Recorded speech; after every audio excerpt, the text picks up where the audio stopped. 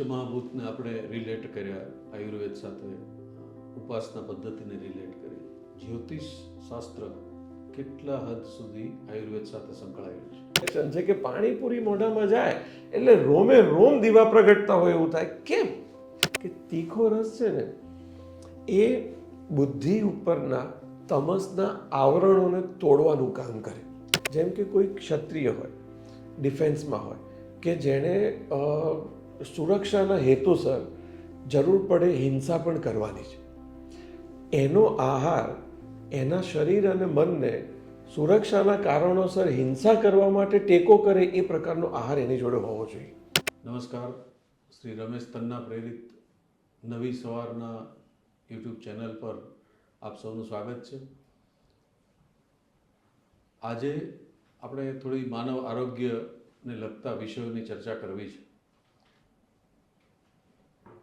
માનવ આરોગ્યમાં ખાસ કરીને ચિકિત્સાના ક્ષેત્રમાં ઘણી બધી વૈકલ્પિક પદ્ધતિઓ અમલમાં છે અને એમાં પણ જે શિરમોર છે અને સૌથી પ્રાચીન પદ્ધતિ છે એ ભારતની વિશ્વને અપાયેલી ભેટ છે. આયુર્વેદ એ પાંચમો વેદ ગણાય છે અને આયુર્વેદની ચિકિત્સા પદ્ધતિ હજારો વર્ષોથી અસ્તિત્વમાં છે. એટલું જ નહીં, એનાથી અનેક પ્રકારના ચિકિત્સાના નવા ક્ષેત્રો પણ વિશ્વને મળ્યા છે. આજે આપણી સાથે સ્ટુડિયોમાં છે ડૉક્ટર ભવદીપ ગણાત્રા. આયુર્વેદ ચિકિત્સક છે, આયુર્વેદાચાર્યની પદવી ધરાવે છે અને છેલ્લા 16-17 વર્ષથી તેઓ આયુર્વેદના ક્ષેત્રમાં ચિકિત્સા અને અવેરનેસ, લોકોમાં આયુર્વેદ વિશેની ગેરસમજ દૂર કરી જાગૃતિ ફેલાવવાના પ્રશિક્ષણના કાર્યક્રમો પણ આપી રહ્યા છે અને પંચકર્મ વગેરે આયુર્વેદિક પદ્ધતિથી સારવાર પણ આપી રહ્યા છે. નમસ્તે ડૉક્ટર ભવદીપ ગણાત્રા, આપનું ખૂબ ખૂબ સ્વાગત છે. Thank you. આપણે આયુર્વેદની જ્યારે વાત કરીએ છીએ ત્યારે આયુર્વેદની મૂળ ભાષા સંસ્કૃત છે અને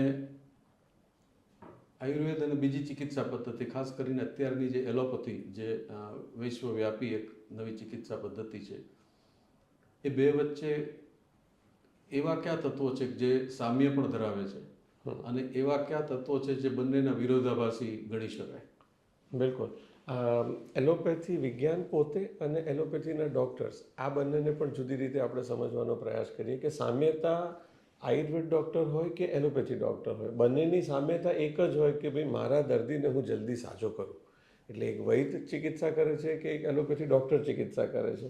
જો એ ભારતીય સનાતન પરંપરાનો છે તો આપણે ચોક્કસ કહી શકીએ કે એના દર્દીના હિતને કેન્દ્રમાં રાખીને એ આખું કાર્ય કરશે. અને બંને વિજ્ઞાનની જે વિશેષતાઓ છે એમાં આયુર્વેદ છે અને એલોપેથી વિજ્ઞાન છે.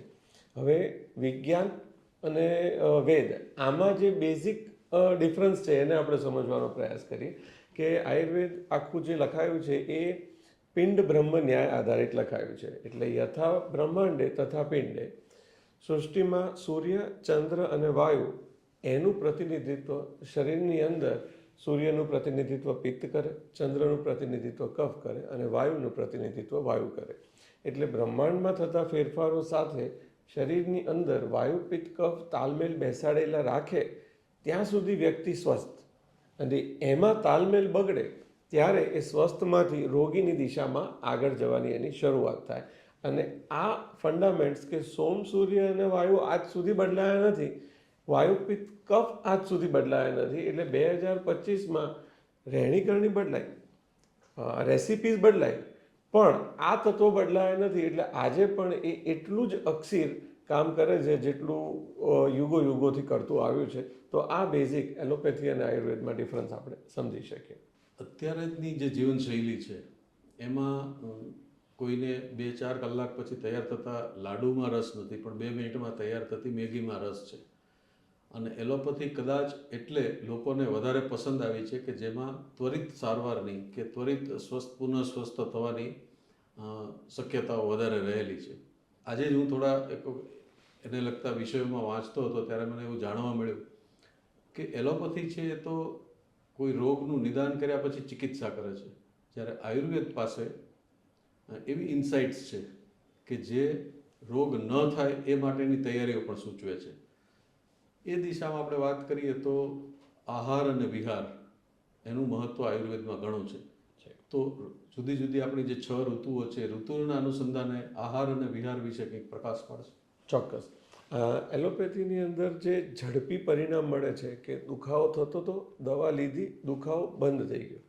આ ચોક્કસ એનું બહુ જ મોટું તત્વ છે કે જેમાં શ્યોર શોર્ટ છે કે આ દવા કોઈ પણ વ્યક્તિ લેશે, કદાચ ડૉક્ટરને પૂછ્યા વગર પણ લેશે તો એને દુખાવામાં રાહત થઈ જશે. આયુર્વેદમાં ડૉક્ટરને પૂછીને જ કરવું પડે એવું બહુ જ સ્પેસિફિકેશન છે, કારણ કે દરેકની દવા બદલાઈ જાય છે. અને સિમ્પટમ્સને ઇમિડિયેટલી રિઝોલ્વ કરવા અને એની આખી રૂટ ક્યોરની સિચ્યુએશનમાં જવું, એમાં ધીરજની જરૂર લોકોને એલોપેથીમાં પણ પડતી હોય છે અને આયુર્વેદમાં પણ પડતી હોય છે. એટલે હવે સમાજ એ વાતને સ્વીકારતો થયો કે તાત્કાલિક રાહત મળી જાય છે, પણ બીજા દિવસે પાછું એ દવાના શરણે તો જવું પડે છે. અને એમ કરતાં કરતાં લોકો પુનઃ આયુર્વેદ તરફ વધુ જાગૃત થયા છે કે આનો કાયમી નિકાલ કેમ લાવવો, તો સાથે આયુર્વેદ પણ ચાલુ કરીએ. એક એ વાત.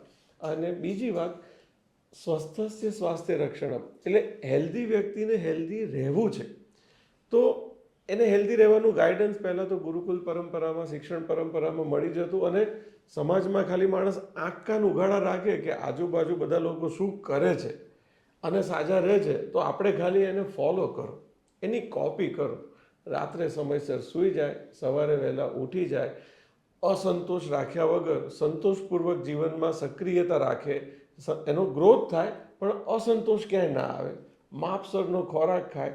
આવા ઉદાહરણો સમાજમાં અને પરિવારમાં ચારે બાજુ હતા અને એને જોઈને નવી પેઢી ઉછરતી અને આખા સમાજનું સ્વાસ્થ્ય સચવાતું. હવે સ્થિતિ એવી થઈ ગઈ છે કે આવા ઉદાહરણો ગોતવા પડે એમ છે, સહજતાથી ઉપલબ્ધ નથી. ત્યારે ગુરુકુલ પરંપરા નથી રહી, એટલે સ્કૂલની અંદર પણ આખી દિનચર્યા કે ઋતુચર્યાની વાત થતી નથી.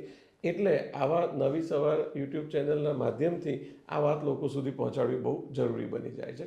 તો એક દિનચર્યા એટલે સવાર, બપોર, સાંજ, રાત, આનું જે ચક્ર ચાલે છે એ, અને આવા ચક્ર આખા વર્ષમાં 6 અલગ અલગ રીતે ચાલે. એટલે આપણા ભારતીય જાંબુદ્વીપમાં 6 ઋતુ છે: શિશિર, વસંત, ગ્રીષ્મ, વર્ષા, શરદ અને હેમંત. અને 6 ઋતુ 2-2 મહિનાની હોય, એમ કરીને 12 મહિના પૂરા થાય. હવે એમાં આ શિશિર, વસંત અને ગ્રીષ્મ જે છે એને આદાન કાળ કીધો છે. આદાન કાળ એટલે સૂર્યની ઉત્તર તરફની ગતિ.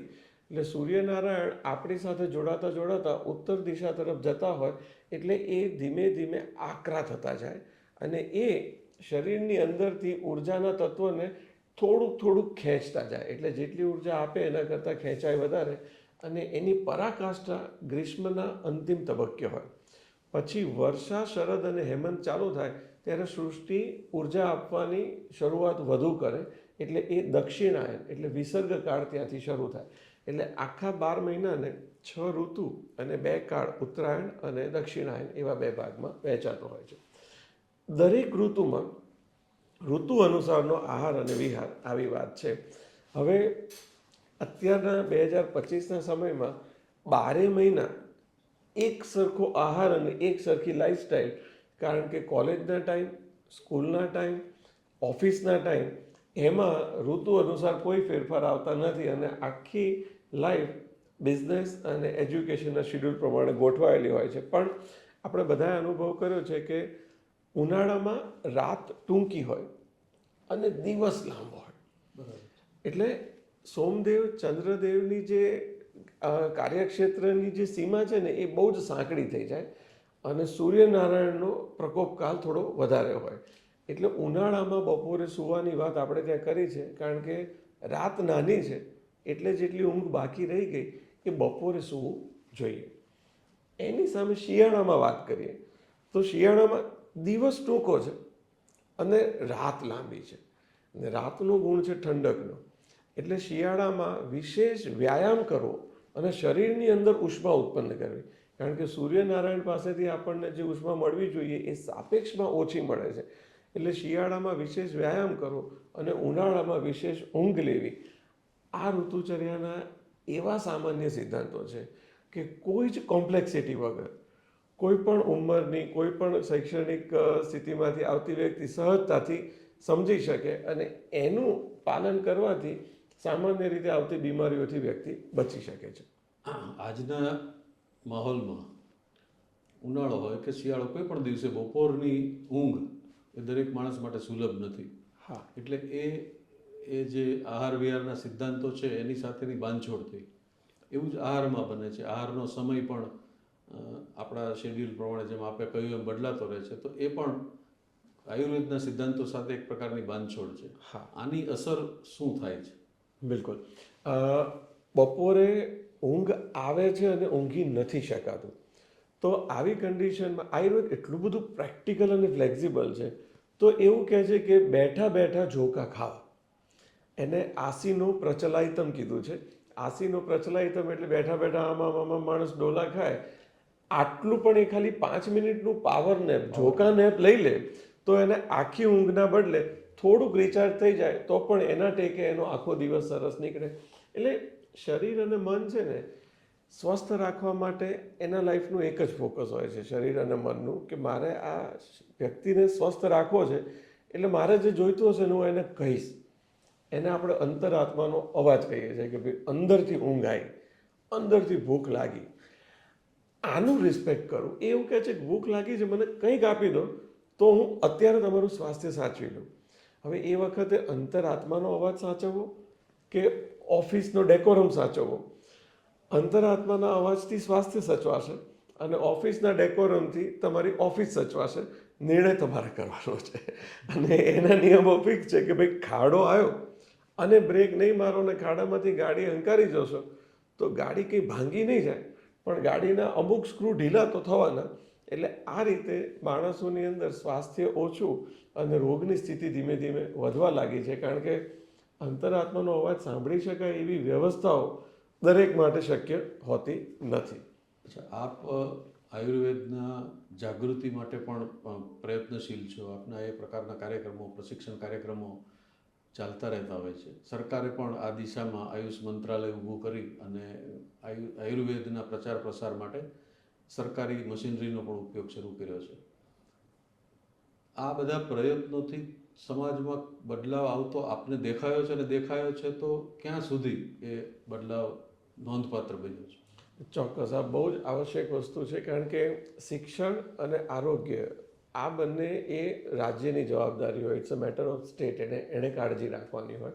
અને વર્ષ 2014માં ભારતની અંદર આયુષ મિનિસ્ટ્રી, અલાયદી મિનિસ્ટ્રી શરૂ થઈ અને એના પ્રયાસો થકી આજે હમણાં ગયા વર્ષે આખા ભારત દેશનું પ્રકૃતિ પરીક્ષણ, અને એમાં 1 કરોડથી વધારે લોકોનું એક સાથે પ્રકૃતિ પરીક્ષણ એક સમયગાળામાં થયું. હવે પ્રકૃતિ પરીક્ષણ એટલે જેની વાયુ પ્રકૃતિ છે એણે ખાવા પીવામાં શું ધ્યાન રાખવું, દિનચર્યા ઋતુચર્યામાં શું ધ્યાન રાખવું, એ જ પ્રમાણે પિત્ત પ્રકૃતિ અને કફ પ્રકૃતિ.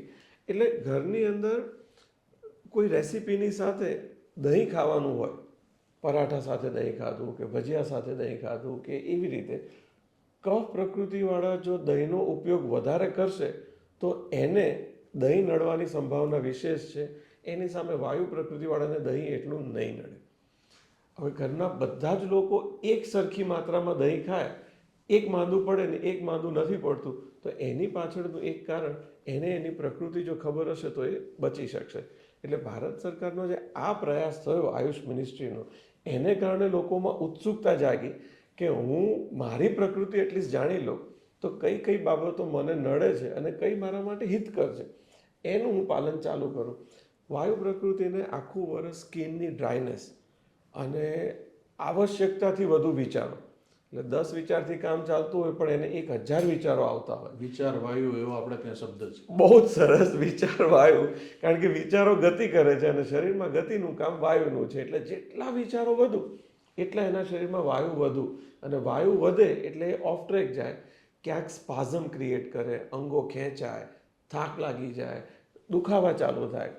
વાયુ પ્રકૃતિવાળા માટે દરરોજ સવારે નહાતા પહેલાં તલના તેલથી 5 મિનિટ આખા શરીરે હળવા હાથે માલિશ કરવી, રાધર અપ્લાય કરવું.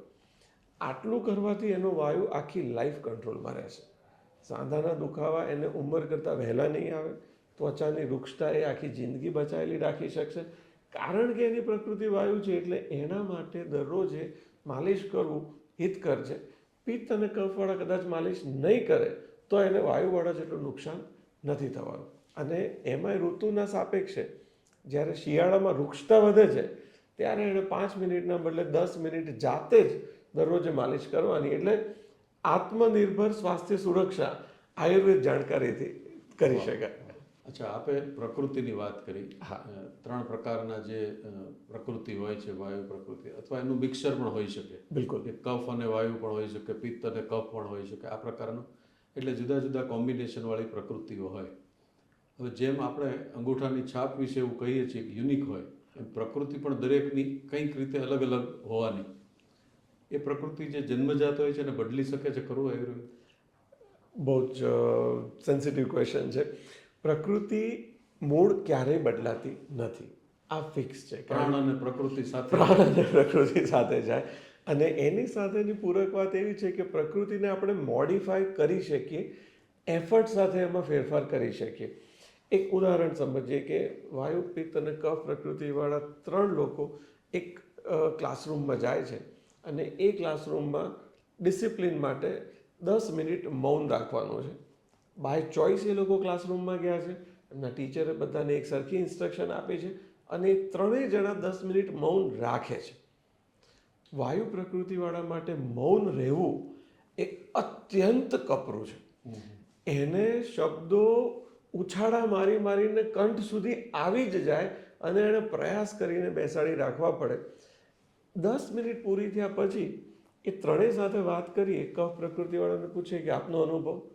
સરસ, સારું રહ્યું, ચૂપ રહેવાનું હતું, એમાં ક્યાં કંઈ બીજું કરવાનું હતું. પિત્ત પ્રકૃતિવાળાને કહો કે હા, મને જ્યારે કીધું કે ચૂપ રહેવાનું છે એટલે મેં જાતને કમાન્ડ આપ્યો કે આ 10 મિનિટ મારે વિચારો નથી કરવાના અને બોલવાનું નથી. વાયુ પ્રકૃતિવાળાને પૂછો, ભાઈ સાહેબ, મારું મન જાણે છે આ 10 મિનિટ હું કેવી રીતે ચૂપ રહ્યો. કારણ કે એને વિચારો અને વાણીના તરંગો અસ્ખલિત રીતે આવતા હોય. પણ એ વ્યક્તિ 10 મિનિટ માટે એના વાયુને કાબૂમાં રાખી શક્યો કારણ કે બાય ચોઇસ એ એક્ટિવિટીમાં એણે પોતાની જાતને ઇન્વોલ્વ કરેલું. પણ જ્યારે તમે ફ્રી ટાઈમ આપો છો તો સૌથી વધુ વાચાળ જે હોય, કારણ વિષય હોય કે ના હોય, એ વાતો કરે રાખે, હલનચલન કરે રાખે. મતલબ એની પ્રકૃતિમાં વાયુ અધિક છે. કફ પ્રકૃતિ 2 વખત 3 વખત કીધા પછી માંડ માંડ બોલે. બહુ જ આગ્રહ કર્યા પછી એ ઊભા થાય, એના કામ કોઈક બીજું કરી લે ત્યાં સુધી આરામ. તો આ કફ પ્રકૃતિ છે. અને પિત્ત પ્રકૃતિ પ્રિડિક્ટેબલ, કે આ આટલું બોલશે, આટલું કરશે, આ થશે એટલે પૂરું કરી દેશે. તો પ્રકૃતિને ઓળખવી સહજ છે અને બદલાતી નથી, એ ફેક્ટ છે.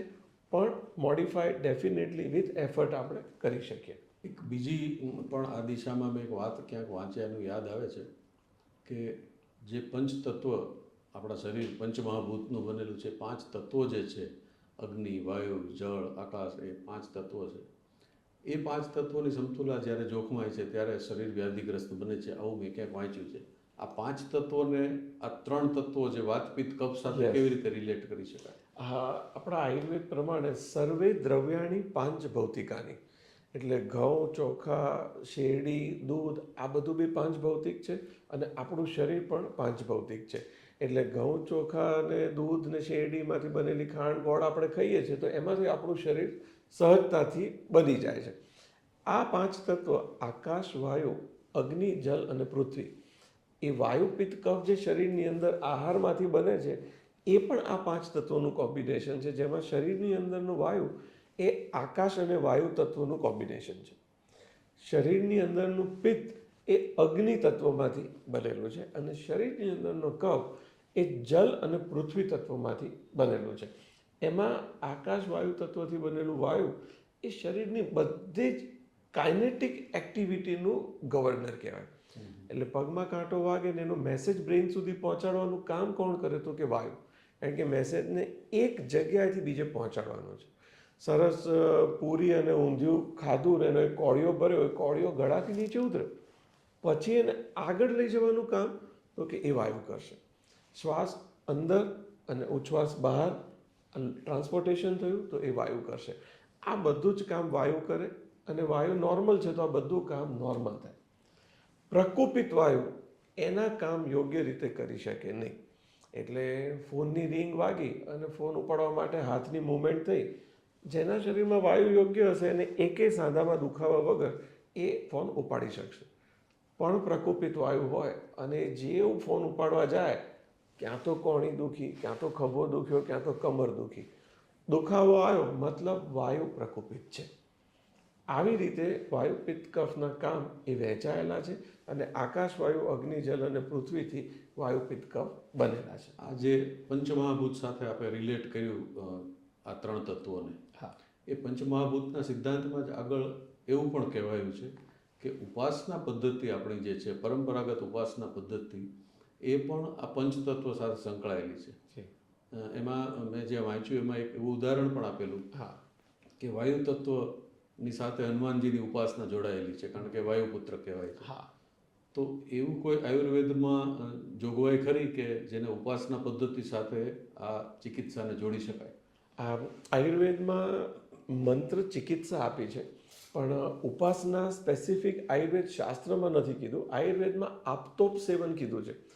આપ્ત એટલે રજસ તમસથી જે લોકો પર જતા રહ્યા છે, સાત્વિક સ્થિતિમાં છે, એમનું સેવન કરવું, એમની સેવા કરવી, એમની સાથે બેસવું, એમની સાથે સત્સંગ કરવો. એટલે રજસ તમસ એ વાયુપિત્ત કફને ખૂબ તોફાને ચડાવી શકે. એટલે કોઈ વસ્તુ બહુ જ ગમે છે, મતલબ આનાથી વિરુદ્ધ વસ્તુ બહુ જ નથી ગમતી. એ જે રાગ દ્વેષ છે એમાં રજસ તમસનું અસંતુલન આવે. પણ જે વ્યક્તિ આપ્ત સ્થિતિમાં હોય, તટસ્થ, એની સાથે બેસવાથી આ રજસ તમસનું સંતુલન થાય. તો આપ્તનું સેવન કરવું એવી વાત આમાં આયુર્વેદમાં કીધી છે. પછી પવનપુત્ર Hanuman, the next generation of Vayu, that is Hanuman. અને એવા હનુમાનજીની મૂર્તિને સતત તેલ ચડે. તો આયુર્વેદમાં પ્રકોપિત વાયુની ચિકિત્સાનું શ્રેષ્ઠ દ્રવ્ય કયું? તો કે તેલ. તેલની માલિશ, આહારમાં તેલનો ઉપયોગ, એ જેનો નિયમિત રહે એનો વાયુ કંટ્રોલમાં રહે. એટલે આપણે ખૂબ 16 વર્ષના મારા ક્લિનિકલ એક્સપિરિયન્સીસની અંદર વાયુના રોગો લઈને આવે, એમાં ઘણા બધા લોકોની હિસ્ટ્રીમાં કે અમે છેલ્લા 5 વર્ષથી તેલ અને ઘી ખાવાનું બંધ કરી દીધું છે અને પછી આ સાંધા જકડાવાના ચાલુ થયા અને સ્કિનમાં ડ્રાયનેસ આવી, સ્નિગ્ધ તત્વ ઓછું થયું શરીરમાં, સ્નિગ્ધ તત્વને એમણે સંપૂર્ણ એનાથી દૂર થઈ ગયા. એટલે એક રસ અતિસેવનજનિત અને એક રસનો સંપૂર્ણ નિષ્કાશન, આ બંને વસ્તુ એક સરખી નુકસાન પહોંચાડનારી છે. અને આપણે ત્યાં કેવું છે કે કોઈને પાયલટ બન્યા નથી, પણ વિમાનમાં ટિકિટ લેવી અને વિમાનની મુસાફરી કરતાં આવડે છે. એના માટે વિમાન બને કેવી રીતે, વિમાનમાં કયું ફ્યુઅલ વપરાય, એની કેટલી એવરેજ આવે, એ જાણવાની જરૂર નથી. પણ ટિકિટ કેવી રીતે બુક કરવી એ ખબર હોવી જોઈએ. એરપોર્ટ પહોંચીને સિક્યોરિટી ચેકિન આવડવું જોઈએ. એમ આપણે ત્યાં હજારો વર્ષોથી આયુર્વેદ શાસ્ત્રની ગંભીરતા કે એની આંટીઘૂંટીના બદલે શું કરવાનું, એટલે આ પરિવારમાં, રસોડામાં અને વડીલો પાસે આ જવાબદારી હોય કે હમણાં ઠંડક વધારે છે ને એટલે ઠંડુ પાણી ના પીવાય, શિયાળામાં આઈસ્ક્રીમ ન ખવાય, ઉનાળાની ગરમી છે તો બહુ તડકામાં ના જવાય, ને બહાર જાઓ તો માથે રૂમાલ ઠંડો રાખવાનો અથવા પાણી માટલાનું પીતા રહેવાનું. એપ્લાઇડ આસ્પેક્ટ્સ, એમાં આયુર્વેદ એટલું બધું ભણાયેલું હોય. કોઈની ચામડી કાળી પડવાની ચાલુ થાય તો ભાઈ તમે હળદરવાળું દૂધ પીવો, કારણ કે હળદર રક્ત શુદ્ધિ કરે.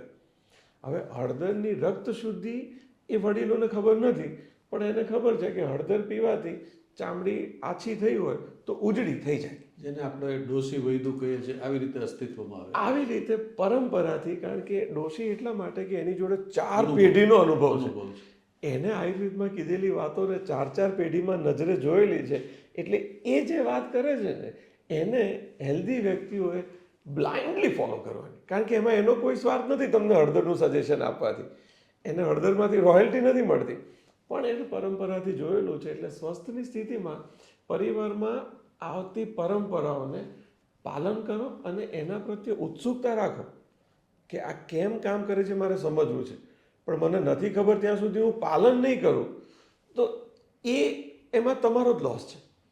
કે જાણ્યા પછી જ પાલન કરવું તો આટલા દિવસો તો તમે લોસમાં ગયા. પાલન કરો, ઉત્સુકતા રાખો અને યોગ્ય રીતે એને સમજવાનો પ્રયાસ કરો. આવું જો લોકો ચાલુ કરશે ને તો એમના માટે આયુર્વેદ થકી સ્વસ્થ રહેવું બહુ જ સહેલું છે, બહુ જ સહેલું. પંચમહાભૂતને આપણે રિલેટ કર્યા આયુર્વેદ સાથે, ઉપાસના પદ્ધતિને રિલેટ કરી. જ્યોતિષ શાસ્ત્ર કેટલા હદ સુધી આયુર્વેદ સાથે સંકળાયેલું છે? આ આયુર્વેદ જે છે ને એમાં સાંખ્ય અને વૈશેષિક આ બે દર્શનનો પ્રભાવ આયુર્વેદના મૂળભૂત સિદ્ધાંતો સાથે સંકલિત થયેલો છે. અને જ્યોતિ શબ્દ આયુર્વેદમાં આવે છે કે શાસ્ત્ર જ્યોતિ પ્રકાશાર્થ. એટલે આયુર્વેદ શાસ્ત્ર એ એક મોટી ટોર્ચ જેવું, હેલોજન જેવું કે સૂર્યનારાયણ જેવું કામ કરે, તમને બધું બતાવે. આમાંથી શું યોગ્ય છે ને કેટલું યોગ્ય છે એ તમારે કરવું. અને જ્યોતિષ શાસ્ત્ર અને આયુર્વેદ એ બંનેનો સ્કોપ આપણા વૈદિકમાં સાવ એમ જુદો છે, પણ બંનેના સિદ્ધાંતો પાછા જોડાયેલા. કે ઋતુ અને કાલચક્રનો જે પ્રભાવ છે, દરિયામાં ભરતી અને ઓટ એ ચંદ્ર સાથે જોડાયેલી વાત છે. પૂનમ અને અમાસ અને આવડા મોટા દરિયામાં હિલોળા લાવવા, તો સૃષ્ટિમાં જેમ 70% પાણી છે એમ શરીરમાં 70% પાણી છે. ચંદ્રમાની અસર જેટલી દરિયા ઉપર થાય છે એટલી જ શરીરની અંદરના જલ તત્વો ઉપર એટલે કે કફ અને વાયુ ઉપર થાય છે. તો આયુર્વેદ થકી પણ એના સજેશન્સ આવી શકે અને જ્યોતિષ થકી પણ એના સજેશન્સ આવી શકે. સ્વસ્થ સ્થિતિમાં પ્રિવેન્ટિવ આસ્પેક્ટમાં બંને કામ કરે, પણ ચિકિત્સા કરવાનું આયુર્વેદનો એક વિશેષ અધિકાર છે કે એમાં ઘણા બધા આસ્પેક્ટ છે. 105 કિલોની વ્યક્તિ અને 55 કિલોની વ્યક્તિ માટેનું આયુર્વેદ સજેશન સાવ જુદું હશે જો બંનેના કમ્પ્લેન એક સરખા હોય તો પણ. તો આવો એક અંતર કે ભાઈ મૂળભૂત સિદ્ધાંતો જ્યોતિષ અને આયુર્વેદના સમાંતર કહેવાય અને અપ્લાઇડ આસ્પેક્ટ્સ અને સ્કોપ એ આયુર્વેદ અને જ્યોતિષના જુદા થઈ જાય. હવે આપણા તહેવારોને આયુર્વેદ સાથે આપણે રિલેટ કરીએ તો આપણા ઘણા બધા તહેવારો પ્રકૃતિ એટલે કે કુદરતના બધા ટાઈમ ટેબલ સાથે જોડાયેલા તહેવારો છે. તો એને અને આયુર્વેદને, આપણા તહેવારોને, જે પરંપરાગત તહેવારો છે એને અને આયુર્વેદને આપણે કેવી રીતે જોડી શકીએ? ઋતુ સાથે આ બધા જ તહેવારો આપણા જોડાયેલા છે. એટલે જેમ કે ચોમાસાની ઋતુમાં ઉત્સવ અને ઉજવણીના મહત્તમ તહેવાર આવે. ચોમાસામાં સૂર્યનારાયણ આપણી સાથે જે આખું વર્ષ જોડાતા હોય છે એની વચ્ચે ઘનઘોર વાદળોનું આવરણ વારંવાર થાય, વચ્ચે વચ્ચે વીજળી થાય અને વાયુ તોફાને ચડે. એટલે સૂર્યનારાયણ સાથેનો આપણો સીધો સંપર્ક તૂટે છે. એટલે મેક્સિમમ દીવા પૂજા કરવાની, વાજિંત્રો વગાડવાના, મિત્રો સાથે ખુશાલીથી ઉજવણી કરવાની. એનાથી અંદર ઉષ્મા તત્વો ઉત્પન્ન થાય અને વાદળછાયા વાતાવરણથી મનની ઉપર પણ એક ફોગ થતો હોય, પણ એની સામે ઉજવણી થાય ત્યારે એ પાછી મનની સ્થિતિ સંતુલિત થઈ જાય. એટલે ના ડિપ્રેશન આવે, ના એન્ઝાયટી થાય, ના થાક લાગે. કારણ કે આ 4 મહિના સૂર્યનારાયણ જે કામ કરતા હતા અને વાદળોનું આવરણ આવ્યું છે એના મારણ તરીકે આ બધી જ ઉજવણીઓ થાય. એટલે તહેવારોમાં કેમ વિશેષ આ બાબતો જોડાયેલી છે? વસંત ઋતુ અને હોળી આ જોડાયેલી બાબત છે. વસંત ઋતુમાં કફનો પ્રકોપ થાય. હવે હોળી આવવાની હોય ત્યારે ધાણી, ચણા અને ખજૂર એ 15 દિવસ નિયમિત ખાવાનું અને પછી હોળીની પ્રદક્ષિણા ખુલ્લા પગે કરવાની.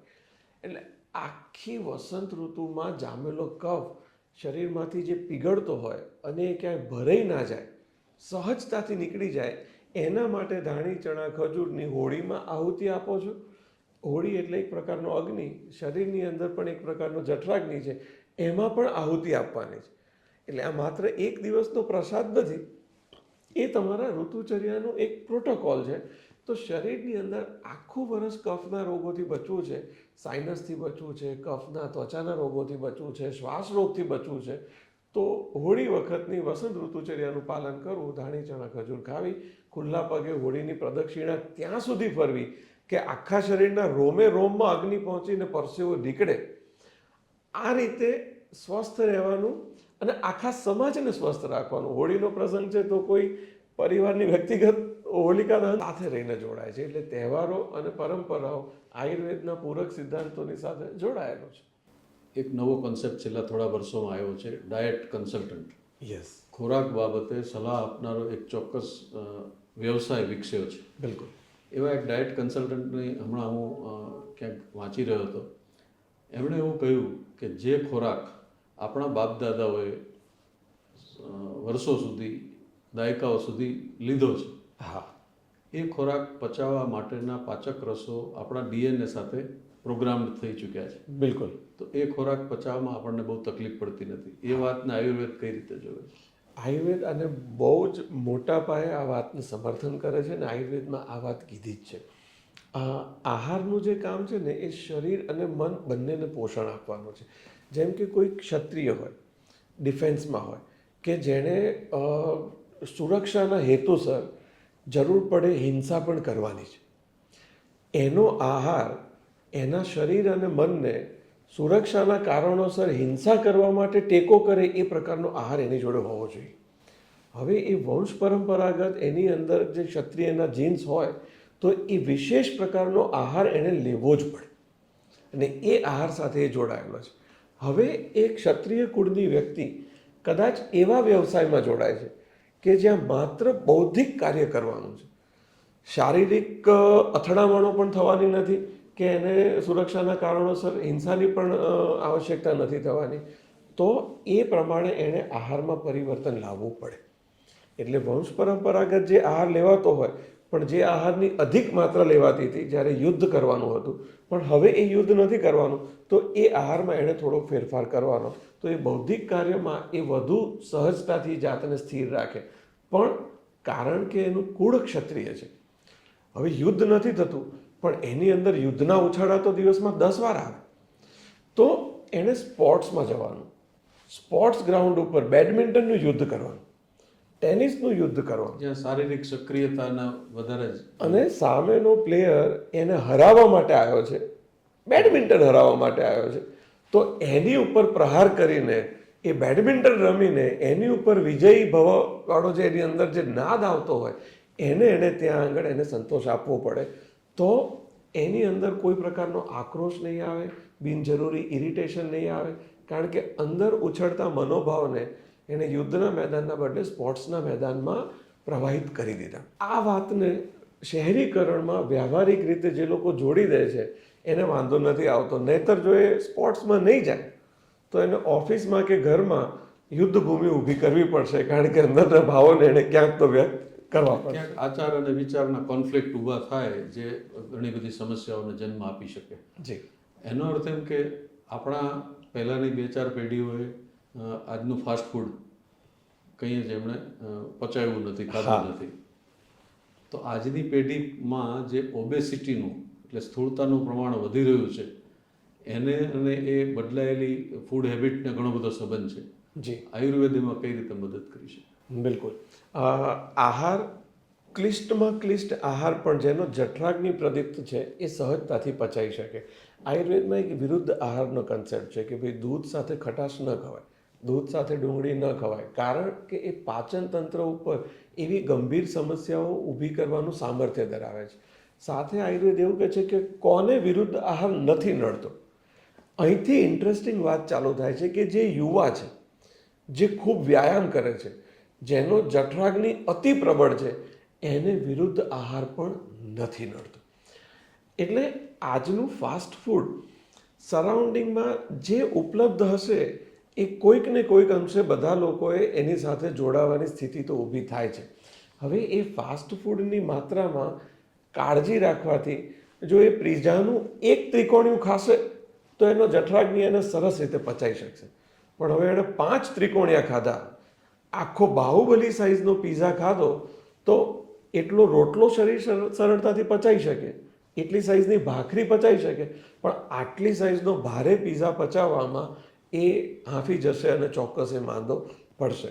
એટલે નવા આહારને સ્વીકારતી વખતે ખૂબ કાળજી રાખવી કે આ પચાવવામાં શરીરને અનેક ગણો શ્રમ થશે. એટલે ક્યાં તો હું 1 કલાકનું વોકિંગ ને જોગિંગ કરું તો પછી હું આ ફાસ્ટ ફૂડ પચાવી શકું, ક્યાં તો ફાસ્ટ ફૂડની માત્રા ઓછી કરી દઉં, બને એટલું ટાળું. આ રીતનો પ્રેક્ટિકલ અપ્રોચ કે જઠરાગ્નિ વધારવો એ વધારે સરળ છે ફાસ્ટ ફૂડથી દૂર રહેવા કરતાં. શહેરી સ્થિતિમાં આ બાબત લોકોને વધારે અનુકૂળ રહેશે. પણ એને એક વાક્યમાં કહેવું હોય તો એમ કહી શકાય કે શું ખાઈએ એના કરતાં શું પચાવી શકીએ એ વધારે 100%. તો આપણી થાળી, ખાસ કરીને ગુજરાતી થાળી, હા, એમાં એવી કઈ આઈટમ છે, એવી કઈ વાનગી છે જે આપણને તમામ પ્રકારના આપણા જરૂરી પૌષ્ટિક તત્વો આપણને આપે છે, કે જે આપણે રોજ આપણા ખોરાકમાં અનિવાર્યપણે સામેલ કરીએ તો આપણા આરોગ્ય માટે સારું ગણાય? બિલકુલ. જઠરાગ્નિને પ્રદીપ્ત કરવામાં એક તો પહેલાં રુચિ થવી જોઈએ. ખાટો રસ અને ખારો રસ એ રુચિકર છે. એટલે દાળ શાકમાં જે લીંબુનું પ્રમાણ છે ને, નમકનું પ્રમાણ છે, એ જેવું એ કોળિયો મોઢામાં જાય અને જે રુચિમાં વૃદ્ધિ થાય, એટલે ચાવી ચાવીને એ ખોરાક લેવો. એટલે રસોઈની અંદર એક તો અગ્નિક્રિયા પ્રોપર થવી જોઈએ, રસોડામાં એ વસ્તુને રાંધવી. એટલે શરીરની અંદર જઠરાગ્નિ જે કામ કરવાનો છે એનું 90% કામ રસોડાના અગ્નિએ કરી આપ્યું. બીજું, એમાં ખટાશ અને નમક અનિવાર્યપણે હોવા જોઈએ કે જેથી સલાઇવેશન પ્રોપર થાય. પાચનનો પહેલો તબક્કો સલાઈવાથી ચાલુ થાય છે અને એ પ્રોપર થશે તો આગળ પાચનતંત્રની આખી ક્રિયા બરાબર ચાલશે. અને એટલે જ આપણા આહારમાં ચટણી જેટલી માત્રામાં ચટણી ભોજનમાં હોવી જોઈએ. લીવરની મોટા ભાગની સમસ્યાઓનો સામનો જીવનમાં કરવો જ નહીં પડે જો વારે તહેવારે કોથમીરની ચટણી છે કે લસણની ચટણી છે, પણ ચટણી જેટલી માત્રામાં. પછી વાટકો ભરીને ચટણી ખાઓ તો તમે કોઈક ડૉક્ટરના અને દવાની દુકાનના નસીબ ઉગાડી રહ્યા છો, એ દિશામાં આપણે નથી જવું. બીજું, ઋતુ અનુસારના અથાણાનું કામ પાચનતંત્રને એક વેગ આપવાનું છે, ચટણીનું કામ પાચનતંત્રને એક વેગ આપવાનું છે. પછી અઠવાડિયે 15 દિવસે પાણીપુરી અને ભેળ. પાણીપુરીનું તો આ નામ પડે ને, જોનારાને આમ ચહેરા ઉપર સ્મિત આવી જાય. એ સ્મિત એના આખા શરીરના એક ટીશ્યુનું ક્યુમ્યુલેટિવ રિફ્લેક્શન છે કે પાણીપુરી મોઢામાં જાય એટલે રોમે રોમ દીવા પ્રગટતા હોય એવું થાય. કેમ? એની અંદર એટલા બધા પોષક તત્વો છે. એમાં કઠોળ આવે, મગ કે ચણા, ઉર્જાનો ઘણો બધો સ્ત્રોત બટાટા પોતે લઈને આવે. પછી એ જો સોજીમાં તળેલી હોય તો એ પૂરી, એ પણ તેલની સાથે આવે, એ પણ એનું પોષણનું કામ કરે. ફુદીનો આવે, ખટાશ આવે, નમક આવે, મરચું આવે. આ કોમ્બિનેશન એ પાચનતંત્રમાં જે અપડાઉન થયું હોય ને એને બધું રીસેટ, જેમ કે મોબાઈલ સ્વિચ ઓફ કરીને ઓન કરો તો કેવું રીસેટ થઈ જાય. આવા રેસિપીઝ આપણે ત્યાં વારંવાર 15-20 દિવસે એટલા માટે મૂકી છે, આડું અવડું થયું છે એને ટ્રેક ઉપર લઈ આવો. તો આટલી વાતો આહારમાં નિયમિત કાળજીપૂર્વક વાપરવી જોઈએ. ખાસ તો ખોરાકમાં ધ્યાન આપવાથી ઘણો બધો ફરક પડે, કારણ કે જે કંઈ આપણે અંદર લઈએ છીએ એ જ શરીર એના ઉપર જ આધાર રાખે છે. એટલે ખોરાક શુદ્ધિ, જે સાધનામાં સાધન શુદ્ધિનું મહત્વ છે, એ જ આયુર્વેદમાં ખોરાક શુદ્ધિનું મહત્વ છે. હવે એવા કયા આયુર્વેદના હાથવગા ઉપાયો દરેક ઘરમાં હોવા જોઈએ, જેને આપણે એલોપેથીમાં એમ કહીએ કે પેરાસિટામોલ હોય કે એવી 2-3 વસ્તુઓ આજે બહુ સામાન્ય થઈ ગઈ છે? કારણ કે આજે દર બીજો માણસ ડાયાબિટીસ એટલે કે મધુપ્રમેહથી પીડાય છે, બ્લડ પ્રેશરથી પીડાય છે. તો એવા સંજોગોમાં એવી કઈ વસ્તુ હાથવગી હોવી જોઈએ, પછી એ દવા સ્વરૂપે હોય કે ખોરાક સ્વરૂપે હોય, કે જેનાથી આ બંને જો થયા હોય તો એમાં કંટ્રોલ કરી શકાય અને ન થયા હોય તો એનાથી બચી શકાય? બધા જ રોગો એવા નથી હોતા કે જે એકદમથી હુમલો કરે. એ ધીમે ધીમે અઠવાડિયાઓ, મહિનાઓ, વર્ષો સુધી વ્યક્તિ કાળજી નથી રાખતો, સાતત્યપૂર્ણ બેકાળજી રાખે છે, ત્યારે એ રોગ એનું મહાકાર સ્વરૂપ પ્રગટ કરે છે. જેને ધીમે ધીમે પેટ ભારે લાગવાનું શરૂ થયું હોય કે ભાઈ ખાધા પછી પેટમાં ભાર થાય છે, તો એણે 2 બાબતનું ધ્યાન રાખવું કે ખોરાકની માત્રા છે એના કરતાં 2 કોળિયા ઓછી કરતી જવું. અને બહુ જ ઓછી માત્રા લીધા પછી પણ પેટમાં ભાર થતો હોય તો જમ્યા પછી સમાન માત્રામાં ભેગું કરેલો અજમો અને જીરું, એનું કોમ્બિનેશન 1 ચમચી ફાંકી જવું, જેને આપણે મુખવાસ તરીકે વાપરીએ છીએ. મુખવાસ તરીકે.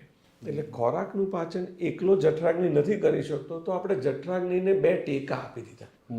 શોલેમાં જેમ ઠાકુર સાથે જય અને વીરુ જોડાઈ ગયા હતા તો એની ટીમ સ્ટ્રોંગ થઈ ગઈ, એમ જઠરાગ્નિ જોડે અજમો અને જીરું રૂપી 2 સહાયક આપણે એને આપી દીધા. ઓવર ઇટિંગ થઈ ગયું, લેટ ઇટિંગ થયું, મોડું થયું જમવામાં, એટલે પેટમાં ભાર લાગે છે, તો એ વખતે પણ આ અજમો જીરુંનો મુખવાસ નિયમિત લઈ લેવો. એટલે અજમો જીરું લોકોએ છે ને ટ્રાવેલિંગમાં પણ સાથે રાખવા, કે ટ્રાવેલિંગમાં હોટેલમાં કે રિસોર્ટમાં ખાય, કોઈ કોન્ફરન્સની અંદર ભારે ખોરાક લે અને એના કારણે એનું પાચન બગડતું હોય તો એના માથે એણે અજમો જીરું ખાઈ લેવા જોઈએ. આ બાબતની એમણે કાળજી રાખવી. બીજું, અમુક તહેવારોમાં પ્રસાદી વધતી હોય છે અને પ્રસાદીમાં મોટે ભાગે મધુર રસવાળા પેંડા આવે, સુખડી આવે, મોહનથાળ આવે અને 5-7 દિવસ 15-20 દિવસ સુધી એ પ્રસાદીમાં ગળ્યો રસ વધુ ખાય છે. એણે એના આહારમાં ગળ્યાનું મારણ તીખો રસ અને તીખા દ્રવ્યોમાં સર્વશ્રેષ્ઠ છે મરી. મરીનો પાવડર દાળમાં અને શાકમાં એક ચપટી રોજ ઉમેરી દો. જો પ્રસાદમાં ગળ્યો રસ તમે વિશેષ લો છો તો તમારા આહારમાં તીખા રસનું શ્રેષ્ઠ સ્વરૂપ મરીનો પાવડર એમાં ઉમેરી દો. અને આ સાથે આપણે બધા દર્શક મિત્રોને, શ્રોતા મિત્રોને આ વાત કહીએ કે તીખો રસ છે ને એ બુદ્ધિ ઉપરના તમસના આવરણોને તોડવાનું કામ કરે. આ નવી વાત છે. અને ફ્લેશબેકમાં જઈએ કે દુનિયાભરના લોકોએ ભારત ઉપર આક્રમણ કર્યા અને આક્રમણ કરવામાં અને ભારત સાથે જોડાવામાં એક આકર્ષણનું ફેક્ટર હતું મરી મસાલા તેજાના. આ વાત આપણે અભ્યાસમાં વાંચેલી છે. હવે કેમ એ લોકો તીખા રસથી આકર્ષાયા અને ભારત ઉપર આક્રમણ થયા એનું કારણ શું હતું કે ભારત સમૃદ્ધિની જે સીમાઓ ઓળંગીને આગળ વધ્યું હતું કારણ કે આ ભૂમિ ઉપર તીખો રસ ઉગે છે. અને એનું કારણ આ 6 ઋતુઓ સૂર્ય, ચંદ્ર અને વાયુ ભારત સાથે આખા જંબુદ્વીપ સાથે જે રીતે જોડાય છે એટલે તીખો રસ ઉત્પન્ન કરવાનું સામર્થ્ય માત્ર આ ભૂમિ પાસે છે. વિષુવવૃત્તની નજીક હોવાને કારણે હા, એટલે એને આપણે સૂર્યદેવની કૃપા ગણીએ. એટલે દેવ કૃપા, દેવભૂમિ આપણે કેમ કહેવાય છે? કારણ કે તીખો રસ આ ભૂમિમાં ઉત્પન્ન થાય છે અને એ તીખો રસ આહારમાં હોવાના કારણે બુદ્ધિ ઉપરનું તમસનું આવરણ તૂટે છે. અને બુદ્ધિ ઉપર તમસનું આવરણ તૂટે એટલે શું કરવું, શું ના કરવું, ક્યાં સક્રિય થવું, ક્યાં અટકી જવું, વિવેક જાગે. વિવેક એની અંદર સહજતાથી સ્થાપિત થયેલો રહે. એટલે ગુસ્સો આવે અને જાતને રોકવી પડે, એનાથી આગળનું સ્ટેપ અહીંયા ગુસ્સાની જરૂર જ નથી કારણ કે આ વ્યક્તિ ગુસ્સાને પણ લાયક નથી અને અહીંયા મારે ઊભા થઈને બોલવું જ પડશે. આ વિવેક એની અંદર આવે. ના એની અંદર ભય હોય, ના એની અંદર રાગ હોય, ના એની અંદર દ્વેષ હોય. એટલે જે આ ગળ્યો રસ વધારે લેવાય પ્રસાદમાં ત્યારે મરીનું પ્રમાણ તમે વધારી દો એટલે એ પ્રસાદની ઇફેક્ટ તમારી ઉપર પ્રસાદ સ્વરૂપે થશે, શુગર સ્વરૂપે નહીં થાય એટલી કાળજી એમાં આપણે રાખી શકીએ. વાહ! અમારા દર્શકોને માત્ર આયુર્વેદ નહીં પણ આયુર્વેદ સિવાય પણ વિચાર પ્રેરક ઘણી બધી વાતો આજે જાણવા મળી. અમારા સ્ટુડિયોમાં આપ આવ્યા અને અમારા દર્શકો સુધી આયુર્વેદના અર્ક રૂપે જે વાતો આપણે પહોંચાડી છે એ માટે આપનો ખૂબ ખૂબ આભાર. Thank you so much for inviting મી. અને નવી સવાર બધાના જીવનમાં, સ્વાસ્થ્યમાં પણ નવી સવાર લાવે એવી આપ સૌને શુભકામનાઓ. Thank you. Thank you.